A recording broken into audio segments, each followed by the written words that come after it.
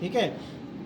तो उस watchdog timer में क्या रखा हुआ है कि वॉचडॉग टाइमर कॉन्सेप्ट क्या बोलता है, every main processor will check the status of its peripheral devices at every particular cycle time, जो भी इसका साइकिल टाइम है। अगर मैं बोलूँ कि किसी का साइकिल टाइम 333 मिली सेकेंड है, मतलब क्या कर रहा है वो, उस 330 मिली सेकेंड में उसको जो काम दिया गया वो पूरा काम करके आ जाएगा। जितने बिट्स असाइन करने वो भी करेगा, और जितना उसका स्टेटस चेक करना है, हर इक्विपमेंट का स्टेटस है ना।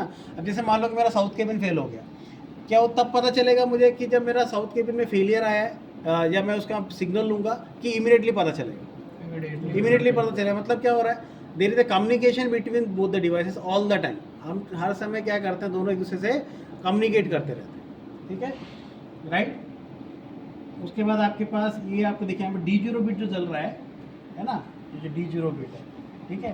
तो यहाँ पे देखो D0 और D1 दो बिट है। देखो इसमें आपके पास जो है D0 बिट, यहाँ पे दो रो दिख रहे हैं ना, ये पहला रो और दूसरा रो, सॉरी कॉलम। तो ये यहाँ पे D4 मतलब इधर का LED के लिए है ना, सॉरी ये वाला D4 मतलब इधर के LED के लिए, और ये D0 मतलब ये वाला LED। यहाँ पे D0 चल रहा है और यहाँ पे D1 चल रहा है, ठीक है। देखो D5 और D0 लिखा है ना, इधर भी दो LED है, तो इस तरफ वाला LED D5 है और इस तरफ वाला LED क्या है, D0, ठीक है। इधर भी देखो, यहाँ पे भी क्या लिखा है, D5 और D1। तो यहाँ D1 चल रहा है और यहाँ क्या चल रहा है, यहाँ नीचे D0 चल रहा है। जो D0 चल रहा है वो सिस्टम 1 है ऑलवेज, ठीक है। स्टेडी इंडिकेशन जो है वो जल रहा है, और जो फ्लैशिंग है वो, हाँ वो फ्लैशिंग वाला D5 छोड़ दिए, मैं D0 और D1 में डिफरेंस बता रहा हूँ। अच्छा, जहाँ D0 जो चल रहा है वो मेरा सिस्टम 1 है, हमेशा ही सिस्टम 1 ही होगा, कभी सिस्टम 2 नहीं हो सकता। सेकेंड थिंग क्या है मेरे पास, यहाँ जो D1 चल रहा है, अभी देखो यहाँ पे D1 चल रहा है ना, मैं इसको अगर ऑफ कर दूंगा ना तो यहाँ D1 चलने लगा, एक्टिव वाला। तो जो एक्टिव वाला सिस्टम है वो मेरा D1, ठीक है, राइट। सिमिलरली आपके जो अदर इंडिकेशंस है, जैसे ये D7 बिट है, D7 बिट वाला काम क्या है कि अगर उसमें कोई फेलियर है तो यहाँ पे जनरली क्या रहेगा, एक LSB और एक MSB। LSB में समझते हैं ना, 4-4 बिट लेके हम जो करते हैं। तो यहाँ जो दो कॉलम है ना, LSB और MSB वाले, तो आपको ऐसा पढ़ना है, D0 to D3 LSB और D5 to D4 to D7 MSB। जो कोड आता है बिट का, कोड आता है आपके हाँ, पास। हाँ, तो आपको ना, जैसे अगर एक हमारा उसके लिए पढ़ना उसको सर। MS जैक है ना, BPSC है, कौन सा वाला जिसमें MLB कार्ड होता है, सेल मेक वाला, आप बनाते हैं ना, एरर कोड बनाते हैं, उस तरह का एरर कोड बनेगा। तो जो एरर कोड जो बिट आएगा, वो एरर कोड आप क्या कर सकते हो, you can check in your manual and you can check the things, ठीक है। बाकी जितने बिट्स हैं कम्युनिकेशन वाले भी, D3 D4 सब, इससे पता चलता है किससे बनता है एरर कोड? यहाँ पे जो D0 to D3 है ना, जो जल रहा है कुछ प्लस वो एक बिट मिलके बनेगा एक LSB, D4 to D7 MSB bit है ना। तो उस बिट को क्या करो आप, इक्विवेलेंट बाइनरी वैल्यू में कन्वर्ट करो, फजर है ना? निकल जाएगा, क्या फजर है। बाइनरी वैल्यू में कन्वर्ट करो, तो आपको 2 to the power 0 2 to the power 1 वाला वैल्यू है ना, बाइनरी वैल्यू कन्वर्ट कर लो, you will get the value 1 से लेके F तक, है ना, 1 to 9 ऐसा होता है। या A to F, वो एक वैल्यू बनेगा। तो उसके आप एक एरर कोड दिया रहेगा। जो फ्लैशिंग कर रहा है वो इसमें काउंट फ्लैशिंग मतलब एक्टिव है, नहीं, बिट कैसे? काउंट होगा। नहीं 1 नहीं कर रहा, देखो D4 यहाँ पे स्टडी है, D1 Stable यहाँ जो है। स्टडी है, यहाँ D0 चल रहा है, उसके बगल वाला जो कर रहा है वो D5 है। जो LSB MSB बना रहे हैं हाँ। उस टाइम कोई नहीं उस समय क्या आएगा ना, ये स्टडी रहेगा, रेड कलर के बिट आएंगे। ये ना ऐसा नहीं है, उस समय क्या है ना, D7 बिट चलेगा, D7 के साथ में ना रेड वाले LEDs जलेंगे। उस समय जब फेलियर रहेगा तो रेड LEDs जलेंगे, तो वो उसका एरर का सिंबल है। तो वही वीडियो मांगता है इसी का, तो उसके निकालता है कोड। अच्छा, वीडियो हाँ में- इसका ना वो हाँ, एरर कोड निकालने के हाँ, लिए same। हाँ। ठीक है। और ये जो आपके स्विचेस रखे हैं ना, इसको कभी डिस्टर्ब नहीं करना, सब 0 में सेट रहते हैं, ठीक है। ये सभी 0 में सेट मिलेंगे आपको, इसको कभी चेंज नहीं करना। अगर ये आप चेंज भी करोगे तो भी काम नहीं करेगा फंक्शन, ठीक है। देन देखो ये आपका कौन सा कार्ड है, FSIO कार्ड। FSIO कार्ड का काम क्या है, बैक प्लेन से डेटा लेना, कौन सा, वाइटल डेटा, और इसको सेंड करना। FSI वो 7 साथ में काम कर रहा है ना। FI07P जो है वहाँ से डेटा लेगा, वो किसको देगा, इस FSI कार्ड को देगा, और ये किसको देगा, 486 4i को देगा, ठीक है। Processor। और ये FSI एक्सटेंडेड कार्ड किसका है, आपका नॉन मेटल के रिलेटेड है।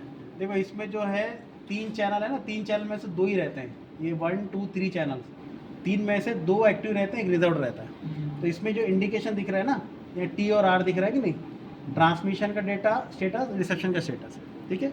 और यहाँ पे जो है इस तरफ का जो इंडिकेशन दिख रहा है, ये से खुद के कार्ड का है कि ये कार्ड ट्रांसमिट भी कर रहा है, रिसीव भी कर रहा है।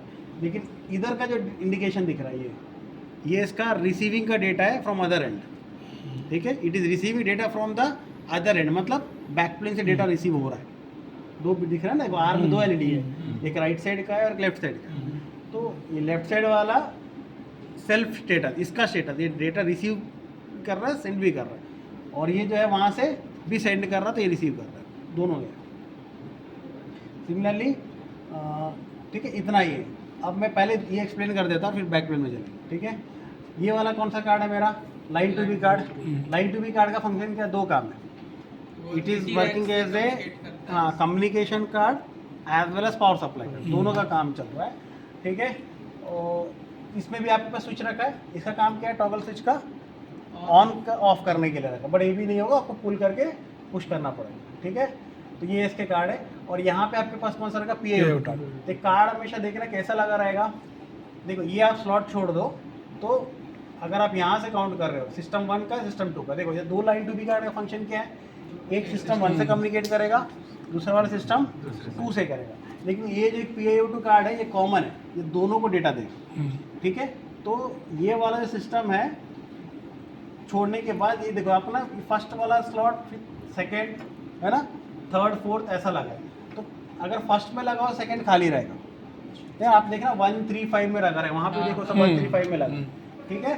तो 1 3 5 7 9 ऐसे ही लगता है, क्यों, क्योंकि जैसे दूसरा वाला है, जो दूसरा स्लॉट है, मान लो यहाँ लगा हो तो भी चलेगा, बस अंदर में जो सेटिंग्स होती है ना, डिप स्विच जो होते हैं, वो डिप स्विच दोनों के लिए सेम होना चाहिए। पर्पस क्या है, आप चाहो तो कार्ड लेवल पे भी स्टैंड बाई कार्ड लगा सकते हैं, मतलब एक कार्ड ये, उसका स्टैंड बाई कार्ड ये, ठीक है।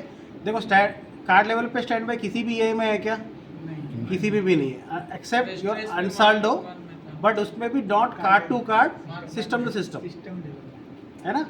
तो बट यहाँ पे मेरे पास प्रोविज़न है कि मैं कार्ड लेवल पे स्टैंड बाई कार्ड लगा सकता हूँ। जब सर हमारा PIO2 खराब होता है तो वो ये बोलता है कि अगर स्पेयर नहीं है तो एक रैक में बताता है कि वो नॉन मेटल इनपुट वाला कार्ड है, उसका आप निकाल के इसमें लगा सकते हैं टेम्प्रोरी। EM6 वाला PIO2 कार्ड मतलब EM6 कार्ड, हाँ EM6 का MMIF हाँ कार्ड ना, हाँ हाँ काम करता है MMIF कार्ड। नहीं, उसमें कट जाता है, मतलब टेम्प्रोरी करके वो लगा के जब तक आदमी स्पेयर लेकर आए तो तो रिलीज उसका कर। जो रैक, तो ये तो ET5 वो EM6 होता है ना, वो तो EM6 रैक होगा, जैसा आपका ET5 रैक है ना, ये वाइटल वाला कार्ड है। हाँ 6 से निकाल के वो लगाता है। EM6 है ना, हाँ। तो उसमें MMIF कार्ड रहेगा, वो लगा देते हैं उसमें। हाँ PIO2 का ही सर। चलता है। हाँ चलता है। यहाँ सर कोई बिट उट का कॉन्सेप्ट नहीं, कितने बिट का है, 32 कितने कार्ड लगाना 32 है, 32 32 इनपुट 32 आउटपुट। मतलब यहाँ हाँ, फिजिकली कुछ ये नहीं बिट दिखता है इसमें, इसमें आप, लेकिन वो आपका एम्प्टी यूज़र फ्रेंडली है ना, आप वहाँ पे हर चीज़ देख सकते हैं, ठीक है।